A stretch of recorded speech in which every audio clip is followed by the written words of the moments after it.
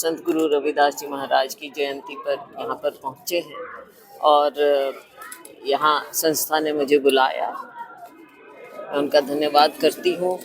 बहुत एक अच्छा मकसद लेकर ये लोग आगे बढ़ रहे हैं ताकि समाज के बच्चों को फ़ायदा मिले। यहाँ पर छात्रावास और पुस्तकालय बनाने का इनका प्रयास है, तो उसमें मैं इनका पूरा सहयोग करूँगी और एक अच्छी संस्था यहाँ पर बने ताकि पूरे समाज को फ़ायदा मिले।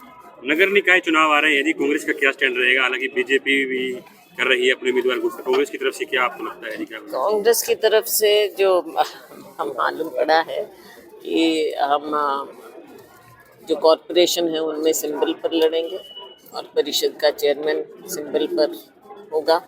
बाकी आपस में मिल बैठकर फैसला करें कैंडिडेट्स को कैसे कहाँ पर उतारें और उसी हिसाब से आगे बढ़ेंगे। हमारे वर्कर पूरी मेहनत करेंगे और हमारा पूरा प्रयास होगा कि हम हमारे अच्छे कैंडिडेट जीत कर आएं। डाटा जारी किया है सरकार ने, एक महीने में 23,000 लोग अमीर हो गए। तो एक तरफ गाजा भी 1,80,000 से आई, उनकी बढ़ गई अचानक एक महीने में। हरियाणा में 23,000 लोगों की राशन कट गया जी उनका। ये तो कमाल है कि हरियाणा का इतना सौभाग्य है कि सरकार बनते ही रातों रात लोग अमीर हो गए।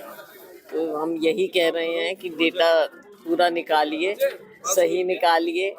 और जैसे सोनिया जी ने भी संसद में कहा, अगर आप सेंसस ही नहीं करेंगे तो हमको असली आंकड़े ही नहीं मिलेंगे।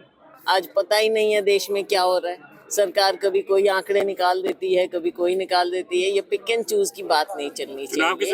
अब देख लो आप इस सरकार की क्या कारनामे हैं।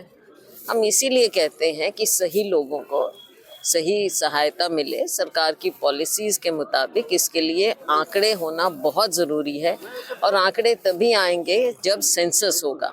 2011 के बाद आपने सेंसस नहीं किया है और आप बहुत बड़े क्लेम कर रहे हैं कि हमने ये कर दिया वो कर दिया। आपने सुना, माननीय प्रधानमंत्री जी को भी सुना, माननीय वित्त मंत्री जी को भी सुना, बजट देखा, लेकिन उससे असली पिक्चर सामने नहीं आ रही है। आप सब जानते हैं महंगाई बढ़ती जा रही है।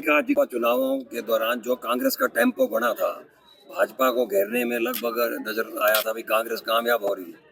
3 राज्यों में वो टेम्पो कुछ डाउन आ गया। हाँ है, कई कारण होते हैं राजनीतिक, कुछ उनके कुछ हमारे। बीजेपी में आपसी लड़ाई मची हुई है। नीलगिरी का प्रकरण आपने देखा ही है, नोटिस जारी हो रहे हैं, वो कह रहे ठंडा पानी पीऊंगा फिर मैं जवाब दूंगा। तो कैसे देखते हैं जिसे आप?